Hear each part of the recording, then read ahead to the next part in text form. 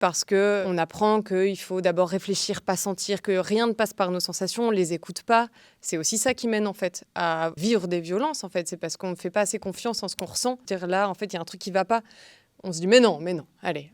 Et c'est ça en fait qu'on essaie de redéclencher, c'est ok comment on peut sentir quelque chose et en tout cas si ça passe par justement les sensations, il y a un truc d'empathie qui se déclenche et quand il y a de l'empathie, c'est là qu'on peut agir.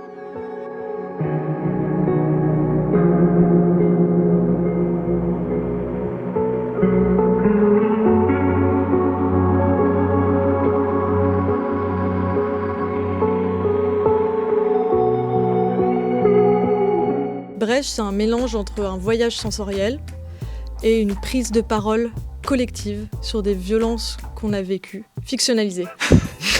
Je prends tous les mots. Quel mot je pourrais rajouter D'où On a du mal avec les titres, on n'aime pas trop les titres. Non, mais il y a quelque chose de l'ordre de la faille, fente, on s'est dit ok, ça fait cours de gym. Brèche est arrivé il y a, je pense, 9 mois, il n'y a même pas un an. À ce moment-là, je lisais un bouquin de Monique Wittig où en fait, il y a une phrase qui m'a un peu sauté au nez, où elle a vraiment nommé la brèche comme étant quelque chose qui existe, qui est là partout. Avec la brèche, moi j'ai une sensation de mouvement, comme passage. Tu disais, d'un espèce de passage à, d'une transformation à, quelque chose en mouvement. Et moi ça me parlait aussi par rapport à ce spectacle, à la brèche, où en fait on n'est pas là pour éduquer les gens, on est là pour essayer de faire ressentir des choses et essayer de rentrer en connexion pour pouvoir ensuite permettre une insurrection en fait de notre condition en tant que personne traumatisée. Quand même, on s'est dit, ok, en fait, on a envie pas de parler de l'instant T de la violence, parce que c'est souvent ce qu'on entend, et c'est important, mais en fait, il y a l'après. Et l'après, c'est ce qui reste pour toute la vie, et c'est ça qu'on a voulu repenser aussi, quoi, en fait.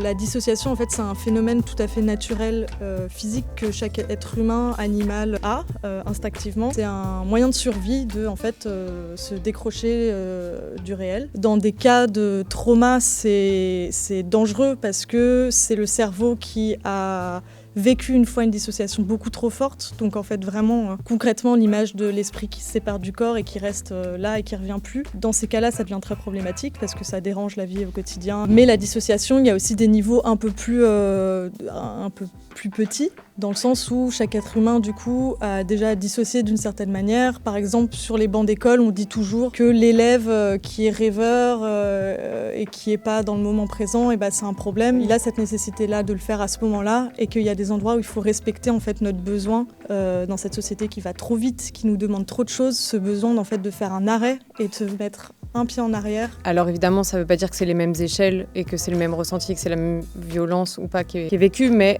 c'est ça, c'est ce truc de... Cet outil-là nous permet aux spectateuristes qui n'auraient pas vécu quelque chose d'une aussi grosse dissociation de se dire « Ah ok, je connais un peu, je peux être en empathie et si je peux en être en empathie, je peux comprendre un peu mieux ce qui se passe lors de l'après-violence, etc., etc. » Nous, dans le travail du texte, on utilise beaucoup le rire comme moyen de se réapproprier une violence et aussi dans essayer de faire rire une personne à qui tu racontes quelque chose. Ça permet le début du processus de réparation, de rire de notre condition. Enfin, moi, c'est un moyen avec lequel j'aime bien travailler parce que c'est ça me fait me ressentir, en fait, c'est le début de la réparation, quoi. On essaye il y a un gros travail d'écriture sur les mots, quels mots choisir pour créer quel imaginaire. On essaie de travailler à fond avec, d'être le plus direct et le plus précis possible. Ça passe beaucoup par les détails, aller parler dans les détails, parce que plus on va dans les détails, plus on va dans la répétition, plus on va sensibiliser les gens et plus on arrivera à se faire comprendre. Et que ça va au-delà de notre cercle intime. C'est un truc qu'il faut